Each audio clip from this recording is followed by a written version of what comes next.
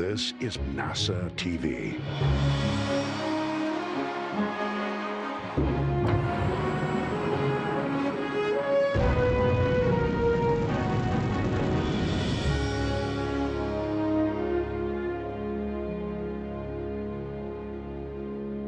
Good morning, everybody, and welcome to NASA's Johnson Space Center in Houston, Texas. I'm Dan Hewitt.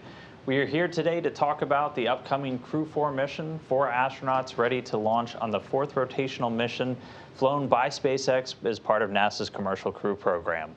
We're going to hear from a couple of different folks off the top. They're going to give opening remarks, and then as usual, we'll go through a question and answer session with everybody here in the room and those of you on the phone bridge.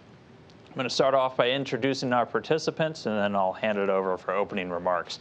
So joining us today remotely, first off, we have Kathy Leaders, NASA's Associate Administrator for the Space Operations Mission Directorate. Here in the room with me, I have Steve Stitch, the Manager of NASA's Commercial Crew Program, and Dana Weigel, the Deputy Manager of NASA's International Space Station Program.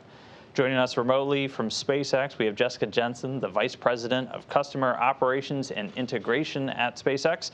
And then finally, over from Europe, we have Frank DeWinna, the Program Manager for ESA's International Space Station Program.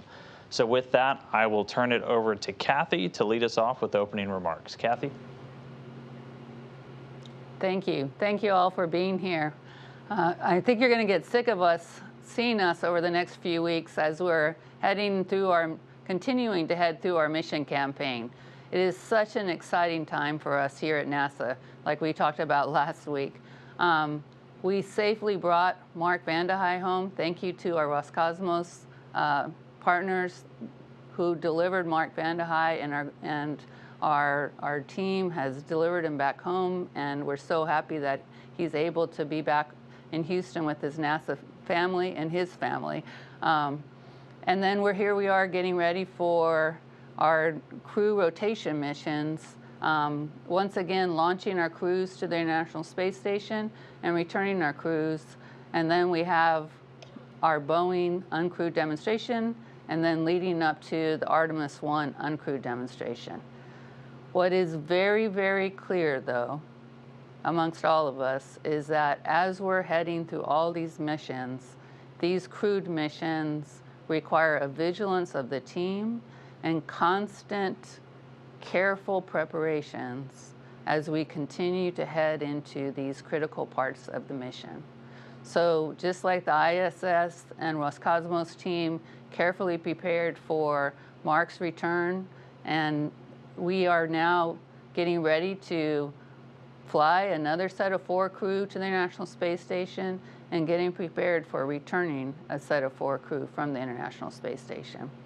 I know the teams will be telling you about how they are carefully getting ready for the steps, and we're looking forward to all the missions going on over this next few months. Thank you. All right, thank you, Kathy. Next up, Steve Stitch, Manager of NASA's Commercial Crew Program. Steve? Yeah, thanks, Dan. It is great to be here. It's an exciting spring, as Kathy talked about. And it feels good to be back in the swing of launching and preparing for our crew rotation flight. This is the 4th crew rotation mission. It's kind of almost surreal that we're here on this 4th mission, launching 4 crew in the 4th month of the year on our 4th flight booster. So it's kind of a 4-4-4 mission for us. It's a huge accomplishment for our team and the industry.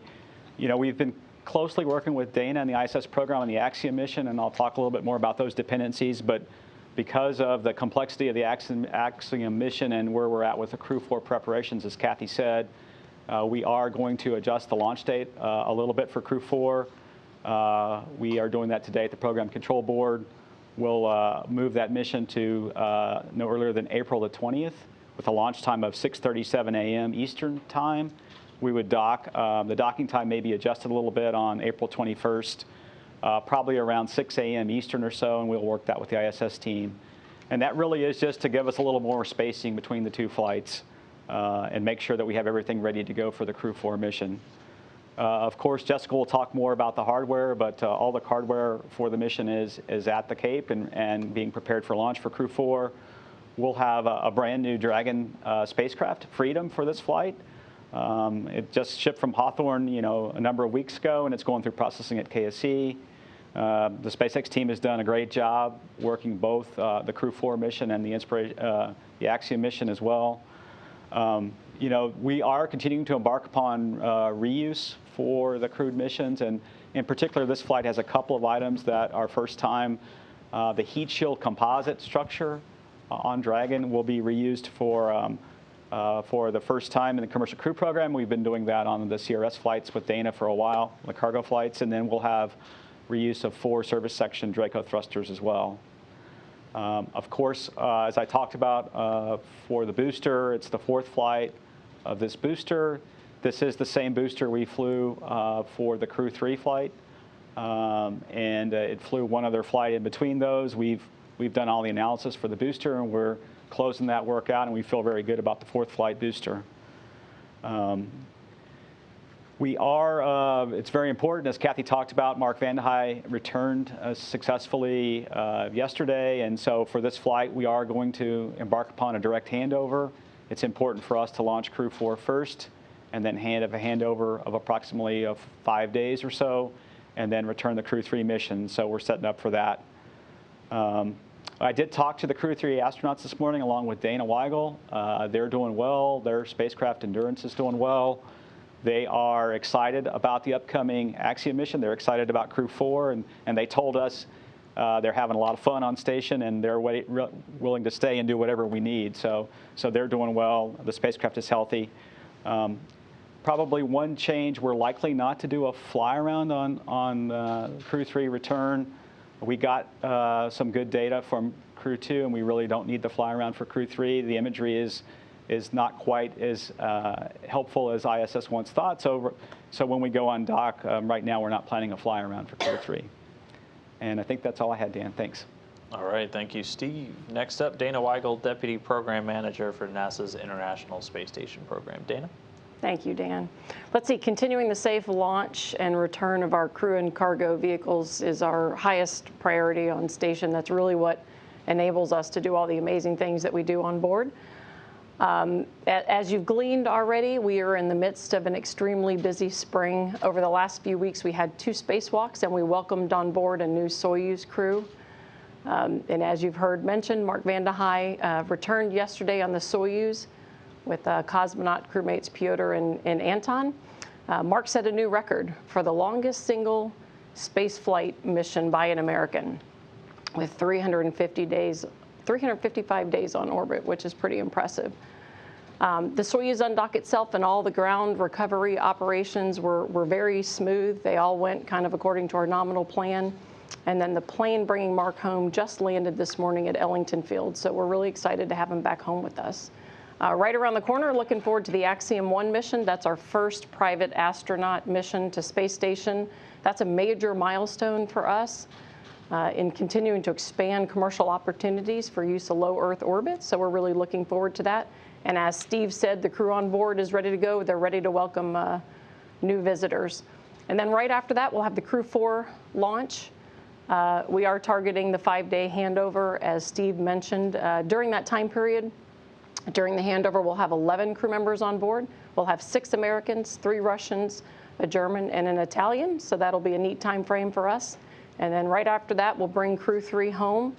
And then in May, as Kathy mentioned, we have the Boeing OFT-2 mission, followed by SpaceX 25 cargo mission in early June. So a lot of dynamic activity going on for us on board the vehicle. Crew 4 will bring up Chell and Samantha. They've both been to station before. They each did an expedition.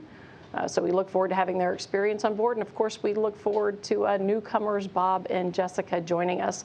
They'll be up there with us until the fall timeframe. A lot of research is planned. We've got some material science, some plant-related science, and also some health technologies. That's going to further some of the capabilities that we need for going beyond low Earth orbit. It also brings a lot of benefits to us here on Earth.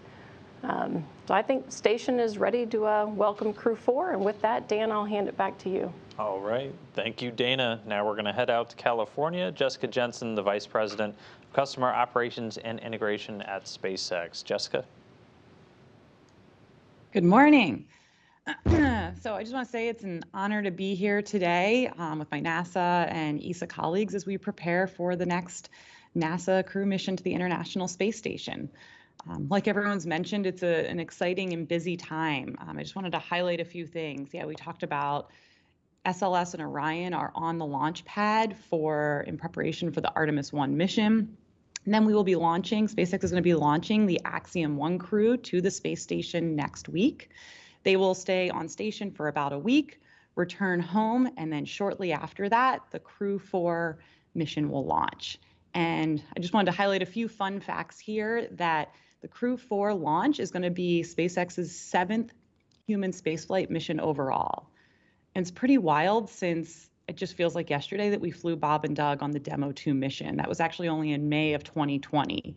So this is going to be, Crew 4 will be our 7th human spaceflight mission in just under 2 years.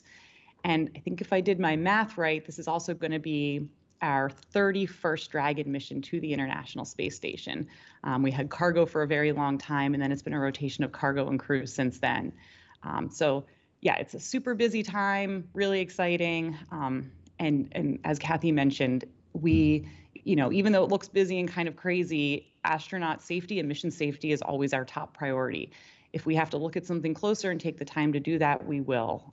So we are appropriately staffed to handle all of these missions. And yeah, the safety is number one. So let me give you an update on where the status of the vehicles. So like Steve mentioned, we have a new Dragon vehicle that we're adding to the fleet, and then the Falcon 9 booster previously actually supported 2 missions to the International Space Station, CRS-22 and Crew 3, and it also launched our Turksat 5B satellite.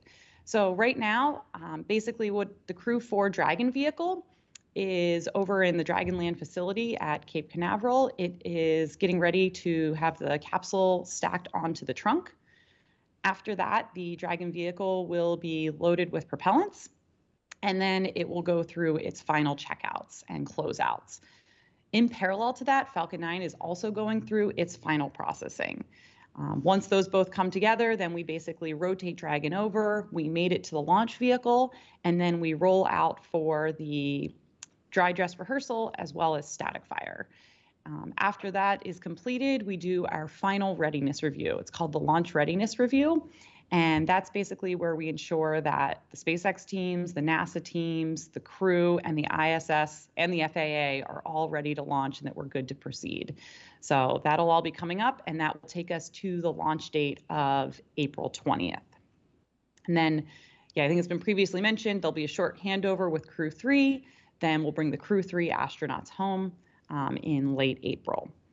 So as always, yeah, I just want to thank NASA and ESA and thank you for your trust in us, for letting us work with and train your astronauts. It's really been an honor for our team to work with Chell and Bob and Jessica and Samantha. And so we're really looking forward to this mission. Thanks, and back to you, Dan. All right, thank you, Jessica. And now we're going to go over to Frank DeWinna, the manager of the International Space Station program for ESA. Frank, take it away. And Frank, if you can hear me, you're muted. The classical mistake. Good morning, everybody in Houston or in America. Good afternoon, if there are any listeners here in Europe. It's a pleasure, of course, to be here. To be again looking forward to the launch of a European astronaut on board of a SpaceX vehicle together with our partners from NASA, but also from SpaceX. So thank you for doing all that work for us. For us, it's a great moment, of course, to look forward to. It's now the 3rd mission in a row. It's a unique experience for ESA that for 1.5 years we will have ESA astronauts on board of the International Space Station. We had Thomas Pesquet in the Alpha mission. We have Matthias Maurer from Germany in the Cosmic Kiss mission, and we now will have Samantha Cristoforetti in the Minerva mission going up. Samantha is her 2nd long-duration space flight, so we're really looking forward to that. As the one female astronaut today in the European Astronaut Corps, of course, she is a role model for us. She's a role model for Europe. And she has really played a great role in the new astronaut selection that we are doing. We had about 23,000 candidates, and we are currently trying to narrow this down to the 4 to 6 that will eventually be selected. But the great success already was that more than a quarter of the candidates today were female candidates. That was a great improvement from the last selection, and Samantha certainly played a big role in that. For the rest, of course, we are looking forward to all the science activities that will be done on orbit. Just to name a few, we are looking into biological research with Astrospira, basically trying to see if photobioreactors can be used in life support systems of the future if we go forward to the moon or even further to Mars. We have a lot of experiments on fluid dynamics in our fluid science facility, looking into compositions of foam, for example, foam that can be very important in lightweight structures for future aerospace design, but also foam that is instrumental in making all the isolation material that we need tomorrow to fight climate change here on Earth. So very important experiments for us. And also we are doing, as usually, research on the human body, physiological research, myotones, for example, looking at the muscle tones and skin tones of astronauts, exactly to see as well if they go into longer duration space flights in the future to the moon and to Mars, how this will influence their well-being in the spacecraft. So overall, we're looking forward to a great mission. It's exciting times as well for Europe. We are preparing for our ministerial conference at the end of the year, where we will ask the budget and the funding for the next 3 years. We're looking forward to ISS extension and our Terra Novae program, which is now our exploration program, it's called, is growing. Looking forward to flying astronauts to the Gateway, but also further than the Gateway, Europe is also looking forward to having its own European astronauts one day on the surface of the moon. So all in all, very exciting times. And these missions, these back-to-back missions of our biggest member states, France, Germany, and Italy, of course, play a major role into this. So thanks a lot to our partners again, NASA and SpaceX, for making this happen for us. All right. Thank you, Frank. So now we're going to jump over to question and answer. I'm going to start here in the room, and then we'll go on to the phone bridge. If you are dialed into the phone bridge, please press *1 if you have a question. That'll put you in our queue. And then you can press *2 to get out if your question's been answered. So, and reminder, we have briefers remote. So if you can address your question to somebody, that will just help us keep everything sorted. So I'll start here in the room. Mark.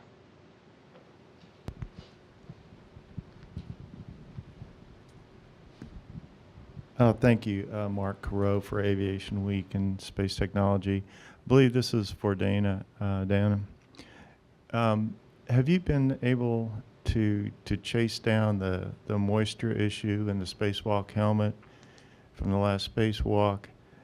And if so, is there a remedy, or was there an explanation where you can just proceed further? I'm sort of asking that in the context of continuing work with the solar array upgrade, and so maybe you could address where that stands and where you hope to go with Crew 4 on that. Thank you. Sure.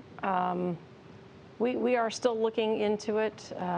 You know, as we've noted at the end of the EVA, there was some moisture. It's a thin layer of liquid that was on the surface of the bubble of Mateus's helmet. It's more than what we would normally see. You know, the suit can spit water is kind of the phenomenon. It's got a cooling system, and just like you would experience kind of on the ground, you can have condensation. And so you can have liquid that might kind of spit out. I think we've seen that on about 12 EVAs overall, but the general experience is that's a very small amount. This was a bit more than normal, so we want to take that very seriously. It was quite a bit less than what we had experienced on EVA 23 when we had the major anomaly, but still liquid water, you know, in the suit is a concern. And so we've got an investigation team taking a look at it. It gets really complex in terms of, you know, you've got to do troubleshooting on orbit, and we can't immediately bring things home and look at samples. So it usually takes us a little bit of getting hardware back and forth to really do a proper investigation. So we don't yet know the cause, but it's our intention to go look at the cause and go address that. We actually did bring some water samples home on this Soyuz flight, so we brought some home with Mark.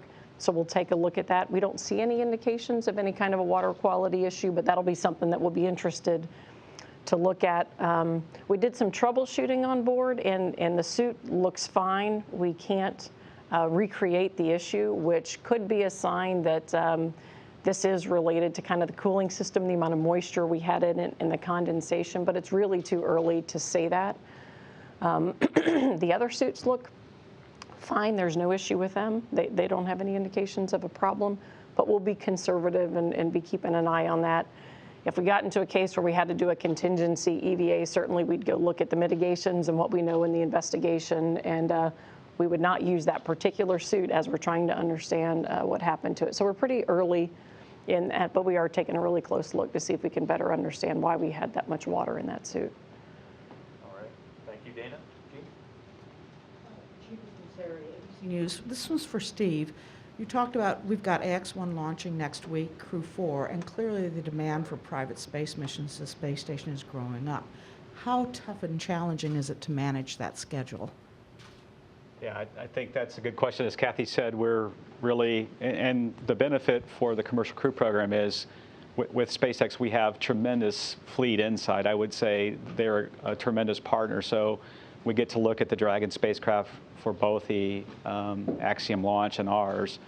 And so what we're doing is just taking it sort of, I would say, one step at a time. So that Axiom spacecraft has been fueled, and it's headed up to 39A today to go mate with the vehicle. And so we just take it day by day and then watch our vehicle day by day as well. And so I think we understand the key decision points. For anything like this where you're managing two complicated missions, it's really what are the decision points you need to make and when. And so far, our team's been able to manage it in concert with SpaceX. And if we get into a scenario where we're not comfortable, we'll do what we did. You know, we moved the launch for Crew 4 already a day. We just need a little bit more time and spacing between those flights, and so we'll continue to do that. So. All right, thanks, Steve. One more in the room. Hi, this is Andrea Leinfelder of the Houston Chronicle. This question's for Jessica and then Steve. Can you confirm that the Freedom Crew Dragon currently being built, which is the fourth one, is the last one SpaceX will build, and then you will instead focus on Starship? And is 4 enough for the commercial crew program moving forward? Thank you. Hey, this is Jessica. I can start with that one. So yes, this is right. So this is the fourth Dragon 2 vehicle, Dragon 2 crewed vehicle that we are adding to the fleet. While it is the last, full vehicle that is coming out of our factory as a whole, we are, our production line is basically still going to be partly open. I think some people think it just all shuts down and it's done. But in reality, we have a very active refurbishment and spares program. We also have to continue to build new trunks and a lot of new hardware for every mission. So even though this is kind of the last, hopefully the last full vehicle we have to build all as one, we are constantly going to have basically all the parts available. So if you think of a Dragon vehicle made up of all of its different parts, we're going to have ability to swap out those parts to keep the life going for a very long time.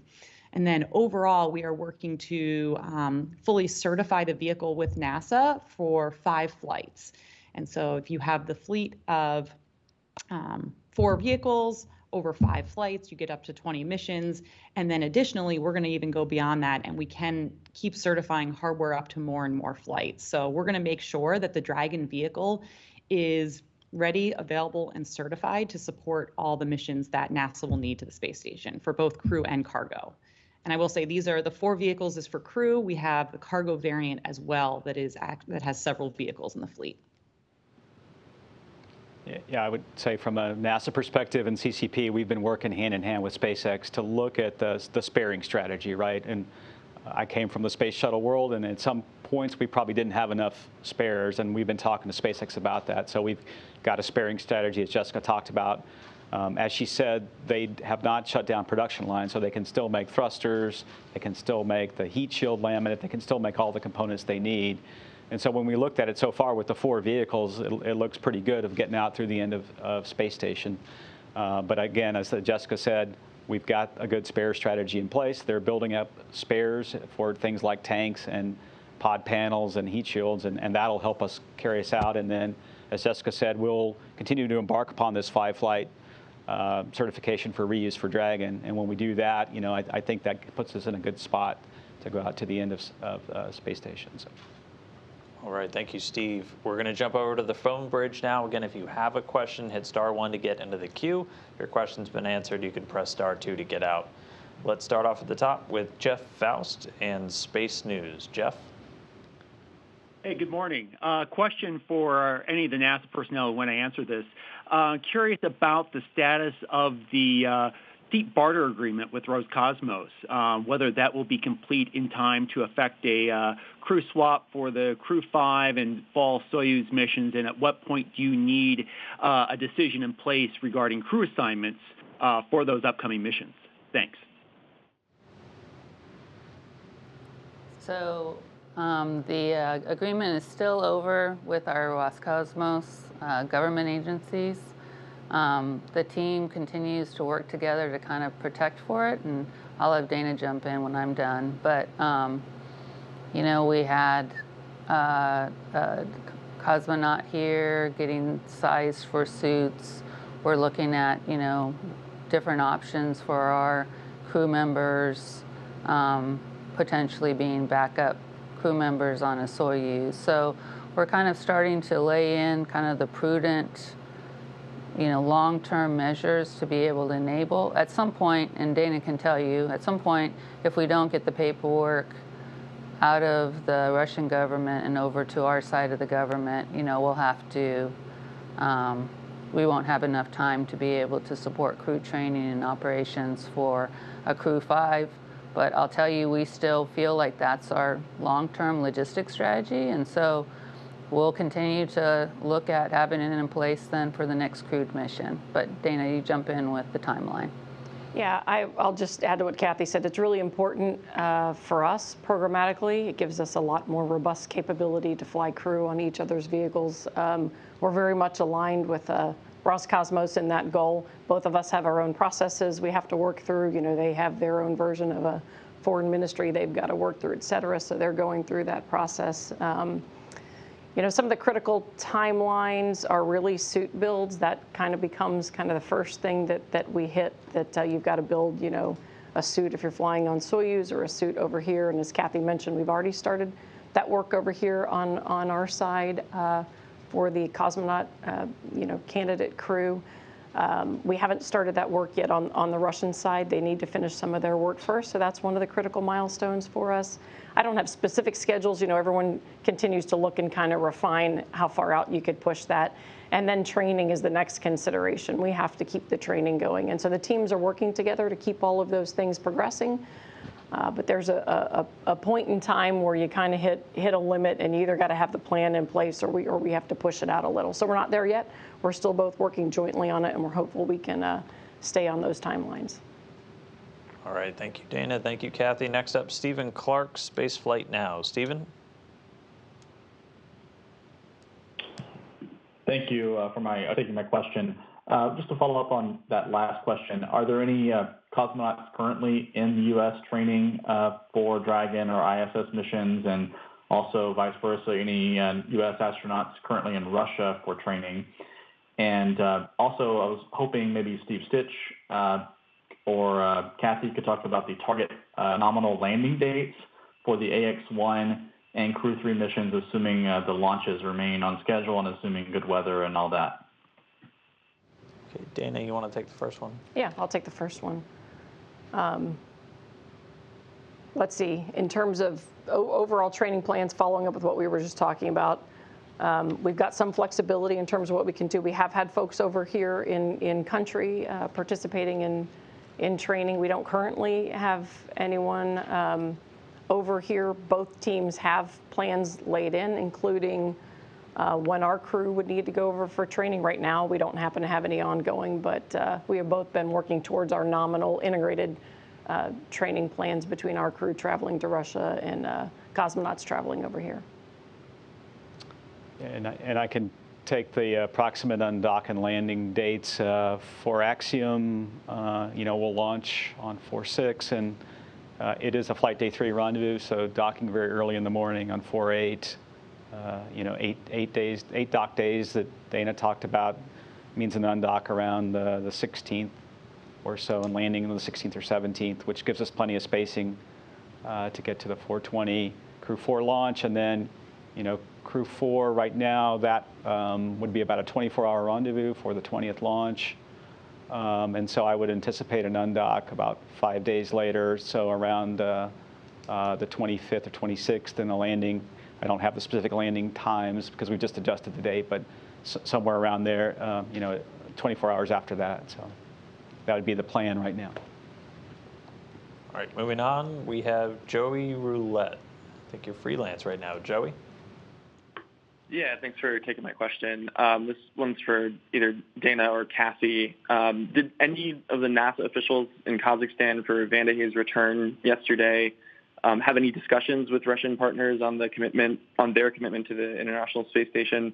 And if so, how did those talks go? And then if not, I was wondering if you could just give a sense of where things stand on your discussions with the Russian partners, particularly on their space station commitments as Rogozin, tries to get those U.S. sanctions removed on those Russian companies. Thanks. Going down our path for station extension across the board. We're really right now headed towards a multilateral control board in the June timeframe. One of the first steps in that is at the program level. Joel and Dana will be conducting their space station control board with their International Space Station partners, getting ready and talking about each of the individual partners' station extension plans, which are all continuing to make progress. And then at the headquarters level, we'll be planning to have, following that, a multilateral control board for that. All of our international partners, including Roscosmos, are making progress on moving towards station extension through 2030. But we all have to go through the process, just like we talked about the careful process for us to get ready for human spaceflight.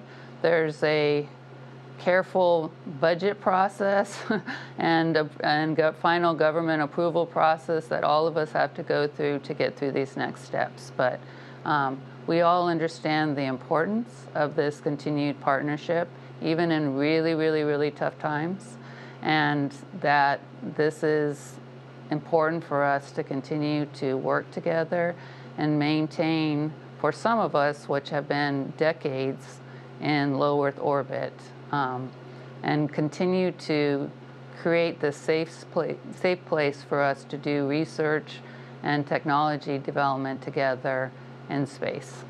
And Dana, jump in with anything you'd like to add. Oh, I think that's great. At the program level, we continue discussions and continue working towards 2030.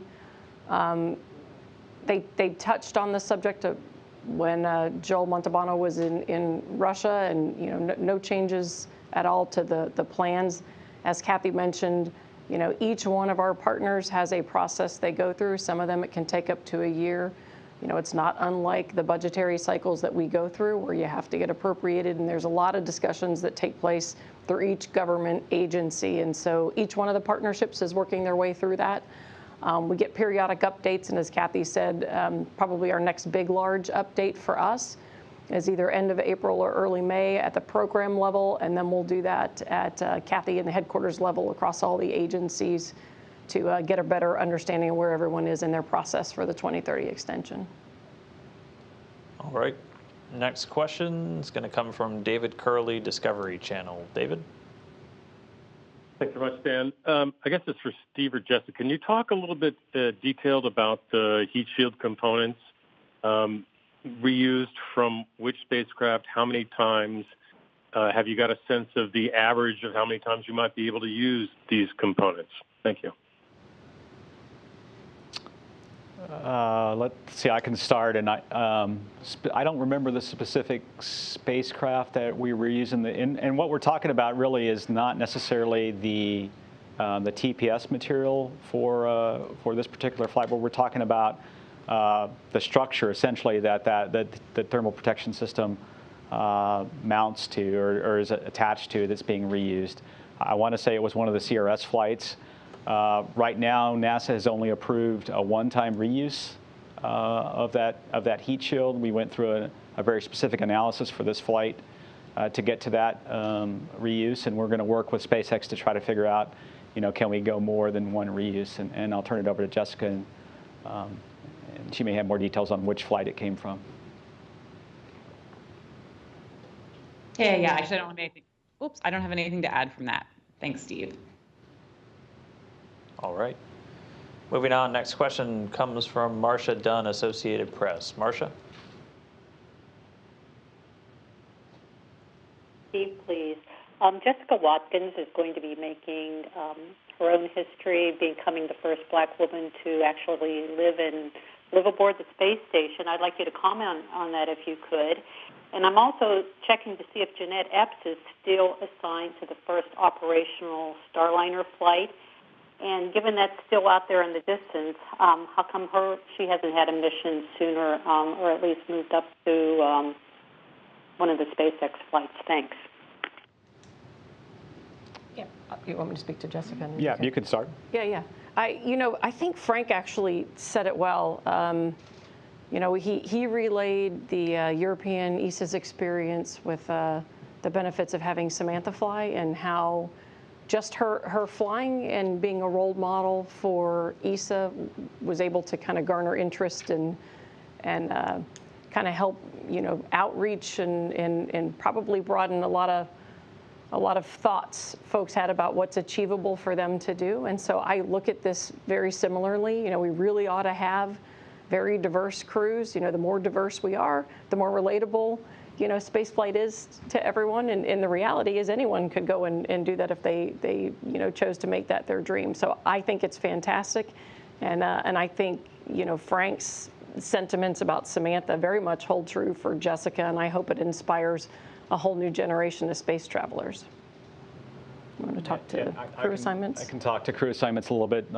Jeanette is still assigned to Starliner 1, the first PCM flight. I think we'll be looking at the crew assignments with the flight ops directorate here a little bit for those flights coming up, and maybe adjusting those in the summer time frame. I got to meet with the crew the other day, Chell and Jessica and the whole crew, and you could just see the excitement in Jessica, and she's very excited to go fly. I think that, what I hope that will inspire a lot of other young African-American ladies to maybe pursue math and science and the astronaut corps at some point. So, I look forward to seeing her on orbit. It's always great when you watch these crew members go through their initial training as an astronaut, and you see them then get assigned to a flight, and you can just see their excitement. And when we talked to Jessica the other day, she was extremely excited about the flight, and you could tell she's ready to go. And that's what Chell and the whole crew told me. They said, hey, we know you've got a very complicated spring, and we're going to be ready to go when you're ready. And so that was really exciting for me to see. Okay, next up we have Robert Perlman, Collect Space. Robert? Thanks. For Jessica, given that this is now the fourth Crew Dragon, is there anything different in design, even minor, between, let's say, the first Dragon, Endeavor, and now Freedom? And would there be any way of determining what Dragon you're in if you were inside? Is there any visual cue as to which one you're positioned in? Hey, good question. So SpaceX, basically, our philosophy is as we fly vehicles, we continually learn from them. So even if it's a minor issue, anything we see, so for example, I think some of you have heard, we had some issues with the waste system. We learned about that on the Inspiration 4 mission, and then we made some design changes to that. Now, that wouldn't actually be visible to the crew, but these are design changes that we implement to improve safety of the vehicle and safety for the astronauts. And we coordinate all those changes with NASA ahead of time, make sure they're on board, that they can certify them, and then we go ahead and make those changes. But there's actually been, noticeable to the astronauts, not that many changes. We had some changes on the trunk fins and the waste system. So it's been, some things, but I'd say overall pretty minor. I don't think you'd walk in and say, whoa, that's a totally different vehicle from the first one to this one. And I can add just a couple things, Jessica, if I can. I would say if you're in this vehicle compared to the others, probably the one minor thing you might notice is there's a USB port to actually recharge their laptops, and that's one little minor thing. The cargo pallet's a little different in this Crew 4 vehicle, and I think the plan is to retrofit the other vehicles. And overall, when you just look at from the Demo 2 vehicle to this one, probably the one most significant change is there's essentially a common structure between the cargo vehicles and the crew vehicles now, and they start out as a common structure and then they get modified a little bit. But for the most part, these vehicles are all the same, and SpaceX does a great job. If there's as they watch the systems perform in flight, of making modifications to make them safer and safer for future flights. So there's little minor changes, but overall, if you're a crew member, if you stuck your head in there, you might not even notice the difference. So. All right, moving along, our next question comes from Chelsea Gould at space.com. Chelsea? Hi, thanks for taking my question. So it was mentioned previously that with 4 Dragons, now that will be flying up to 5 flights each to the space station, it should basically get us to the end of the space station's lifespan. Is there currently a plan in place for Crew Dragon usage after the station's lifespan comes to a close? Hey, this is Jessica. I can answer that one. So, right, as of now, we're planning to make sure our number one priority is make sure that we keep providing the crew and cargo services that the space station needs. That's our main priority. Then for what I would call maybe free flyer commercial passenger missions that don't go to the space station, we will basically evaluate over the next few years, should that be a Dragon mission or would that be a Starship mission? It's just going to depend on the readiness of the Starship vehicle, mission profiles, things like that, as to whether we would select a Dragon or a Starship for future human spaceflight missions that are not going to the space station. Okay, thank you, Jessica. Our next question comes from Marcia Smith, spacepolicyonline.com. Thanks so much. My question has to do with schedules and cadence. And I'm curious, what is the projected launch date for Crew 5? And exactly when is it that you have that drop-dead date that you have to decide who the crew members are going to be and if Annika Kina is going to be one of them? And then if OFT-2 goes well in May, what have you got penciled in for the crew flight test and for Starliner 1? And then once you have Starliner flying, are you like alternating Crew Dragons and Starliners, one each a year, or what is the cadence once they're both operational? Yeah, I can start, and then maybe Dana can jump in. So first of all, we'll talk a little bit about the Boeing flights. The plan right now is to launch OFT-2 in May, right after the beta cutout, around May 20th. That flight is on track. In fact, the booster is shipping today to head down to KSC. We'll start stacking that booster on the 19th and prep for that flight. The service module and crew module are mated. Tomorrow we start a big test of the integrated test on the crew module and the service module, a big integrated test. A lot of the valve work is starting to wrap up, and we're on good track for that. And then relative, so that flight would fly in May, and then the plan right now is to fly the crewed flight test by the end of the year, toward the late end of this calendar year. And as Kathy said, we'll basically step back and look at the performance of OFT-2, and then evaluate when to go fly CFT. And then overall, the long-term strategy is to alternate between SpaceX and Boeing. Once Boeing completes the crewed flight test and certification, then we'll alternate, one flight a year for the space station missions for Boeing and SpaceX. So that's the long-term strategy. Right now we're still working with Dana on the exact timing of the Crew 5 mission. It'll be in likely the September timeframe. And relative to the backup crew plan, we've got a plan for backup crew. We're working with Dana and Roscosmos to try to understand when we get this agreement in place. And then I think we've got a little more time before we'd have to pull the trigger on a backup crew member. Okay, thanks, Steve. Our next question is going to come from Stuart Wolpert with UCLA News Report. Stuart? Thank you very much. I think you said that you expect benefits of the Crew 4 mission to include health technology and plant science. Can you say a bit more about this? What do you hope to learn about health technology and plant science? Thank you. Yeah, we can get you specifics on any of the experiments that you want. So let me just talk about some of our general goals that we hope to advance. I mean, I think, everyone probably appreciates and understands, or maybe you don't. So I'll just say, if you want to do really, really long duration spaceflight, like out to Mars and beyond, we all know we need vitamins, we need minerals. Some of those aren't that stable and don't stay for a long period of time. For example, vitamin C breaks down. And so one of the ways you can deal with that is through having live crops, live plants and growth. And so we're very interested in that. I'll tell you, our crew members, even for 6-month flights, also really, really appreciate just kind of having fresh food. I once asked a crew member when they came home what they missed most, and they told me lettuce. And it was the crunch. So for us, the ability to grow plants and to really understand how we would do that is really important. How do we incorporate it into spacecraft? Do we really have growing chambers? Do we have plants all over the place? Does it look like a farm? So we have a lot of work that we're really interested in progressing in that arena.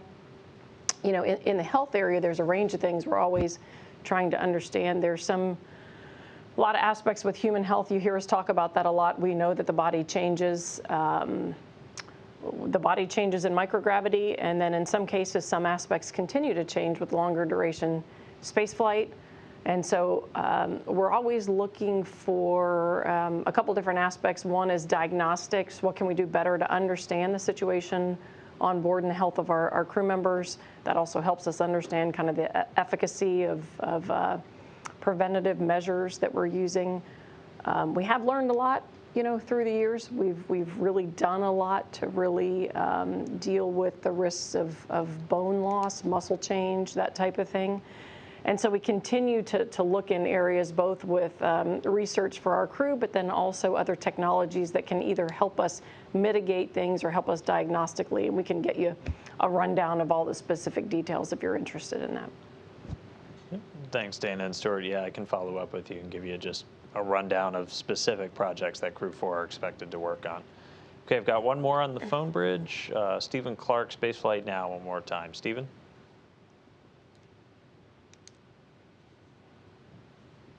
Can you hear me, Stephen?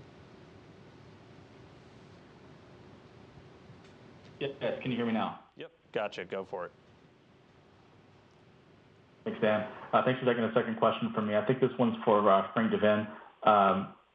Regarding the European robotic arm, just wanted to get an update on your plans for activating that arm.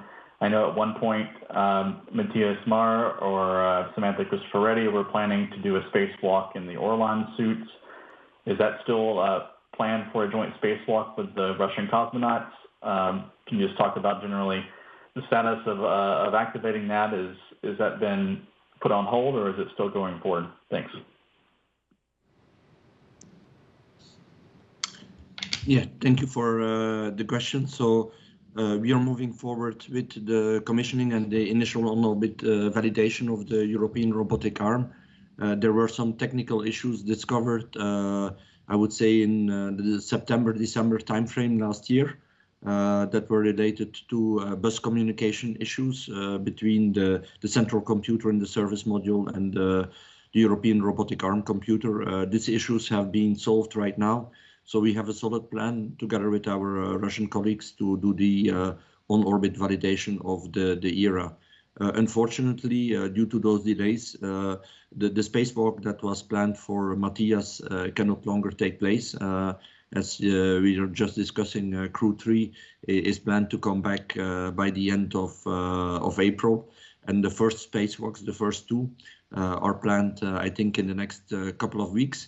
And then the spacewalk that was planned for Matthias is only planned in May, June timeframe right now because of the delays, technical delays that we had. We are still looking into the possibility for Samantha to do an EVA together with our Russian colleagues from Roscosmos. Also there, the plans have changed. There is not a definite answer at this moment, but we are pursuing the options for Samantha still to do an EVA related to the European robotic arm. And we still hope to finalize the whole in-orbit validation of ERA by September, October this year, which is of course quite some delay. Before what we expected, it was expected by June this year. But okay, technical issues happen. Space is not easy, we all know that. We discover things on orbit. The main thing is that we can fix them and that we can move forward. Okay, thank you, Frank. I've got one final one on the phone bridge, and then I've got two follow-ups here in the room, and then we'll wrap. So last one on the phone bridge, Marcia Smith, Space Policy Online. Marcia? Thanks so much for giving me a second question. I was wondering if Kathy or Dana could tell us how Mark is feeling after his year in space. And I know that his year in space wasn't exactly planned from the beginning, but do you have plans for future year in space missions? And what have you learned from the year in space that you had with Scott Kelly and Kornienko? Hey, Dana, I'll let you take it. Okay. Let's see. We haven't been able to talk directly to Mark yet, though our team members have. Clearly, they flew back with him, and they just landed this morning. But all accounts are he's doing great. If you saw the landing video, you know, he looked fantastic. So no issues at all. Everything very normal and what we'd expect. You know, when crew members first come home, there's a lot of dizziness. It is hard to adjust. That happens even if you have a shorter duration flight. So he's doing great. In terms of long duration flight, you know, there's a lot we learn. I talked a minute ago about changes that the body undergoes. And we don't yet really know enough to really understand. So we understand a lot about 6-month space flight. We understand a lot about changes in the bone and changes in the muscle, changes in the eye. What we really don't know yet, or what are all those things that we would learn if we had that whole same data set that was flying to 1 year. We think we've done a great job with exercise and conditioning to mitigate a lot of the bone and muscle loss, for example.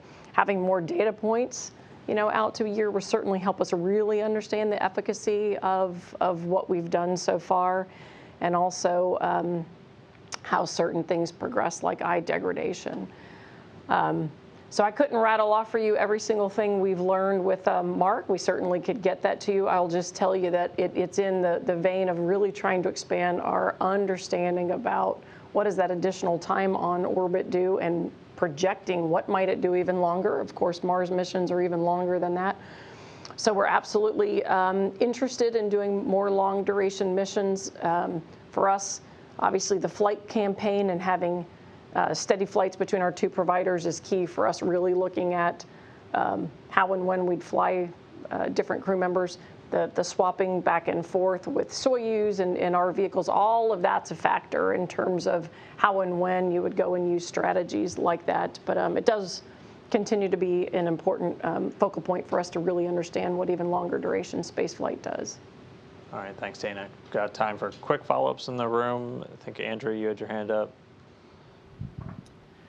Thanks for the extra question. We hadn't talked about parachutes in a while. I know the last few missions, one parachute lagged, and it was within normal parameters, but you guys were still looking into it. Can you give us an update on that? Thanks. Yeah, I can take that question. So yeah, we've had the last 2 flights, the Crew 2 return and the CRS-24 return. We had one of the 4 main chutes that was lagged a little bit behind in its full inflation. So what we have done, and we took an in-flight anomaly on Crew 2, and once we saw what happened on CRS-24, I held that sign off of that anomaly, closing out for Crew 2. What we did after the CRS-24 flight is we went and looked at all the hardware, all 4 of the main chutes. Was there anything that we saw that was anomalous? And we didn't find anything on that. We didn't find anything on Crew 2 when we looked at all that hardware. We went back in partnership side by side with SpaceX, and we looked at all the data from the entry, all the GNC parameters. Was there anything anomalous with the GNC that might have had some certain rate to cause a slow inflation? We couldn't find anything there. So we went back and then looked at some of our testing that we have done, both in the first chute, what's called a Mark II and Mark III. And what we really have seen is, for this particular kind of chute, it does have this propensity at times. As 3 chutes get out and inflate and sort of catch air, one of them gets a little starved for air, and it will be a little slow to inflate. In all the data that we've seen so far, we know that chute will finally inflate, and we know it won't be more than 1 chute. So that's our resolution for going ahead and flying Crew 4, launching, and also returning the Crew 3 vehicle. So. All right, thanks, Steve. Mark? Thank you, Mark Carreau for Aviation Week and Space Technology. Regarding Mark Vandehei, is he cleared to live at home now, or does he take some observation here for a period, and if so, how long?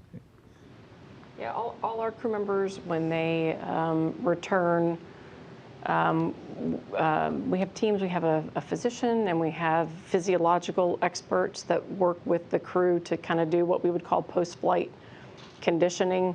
I don't know off the top of my head what the duration of that is, but you know, we have on-site capabilities in a gym there, and we have a pool, and so there's a lot of conditioning that the crew undergoes. They do, you know, dizziness and kind of getting your balance back is one of the key things that takes, you know, a few days to a week to kind of get back, and so they work on that as well as just general kind of conditioning. So we can get you, if you're interested in the very specific, you know, durations, we could get that. But there is definitely post-flight work. Their family's actually already with them. Their family came out to Ellington, and so they joined their family immediately. And so they're back with their family immediately as they're going through their post-flight, you know, conditioning and getting back to acclimating to the 1G environment.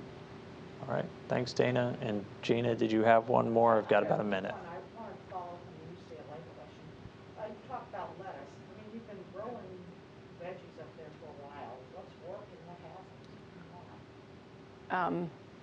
I think a lot of things have worked. They're certainly better on orbit at growing green things than I am on the ground, so my hat's off to them.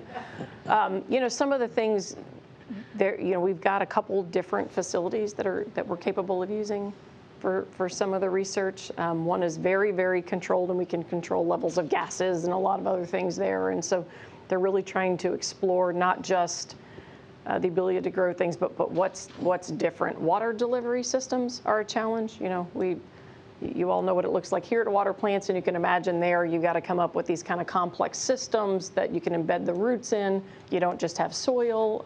And so some of the things we're really trying to learn are about the facility and the capabilities surrounding the plants that best either mimic or support their growth. So we have learned a lot about like the water delivery systems as an example. You all know too that your plants lean towards the sun. You all probably know too that peppers, for example, will hang down. There's different phenomena in microgravity, you know, that the peppers don't do that. So in terms of a practical sense, we've made a lot of headway in terms of being able to grow them. I think our researchers could tell you a lot of really other interesting things that they've really found that are probably differences between 1G and 0G. I don't know those off the top of my head, but there are a lot of, you know, observations that we put back into the facilities to really try to optimize how we grow things. And, you know, the cool thing for the crew is, in addition to returning samples for the researchers, we let them eat some of it. So they got to eat some like Hatch chili peppers recently. So I know the crew is always excited to help participate in those. All right, thank you, Dana. That's going to wrap it up for us today. Reminder, in just 30 minutes from now, we're going to hear from the Crew 4 astronauts themselves. So stick around to hear more about their mission coming up to the International Space Station. Thanks one more time to all of my briefers today, everybody for tuning in to ask questions. Stick around for the crew, but that'll do it for us from now, and we'll talk to you soon.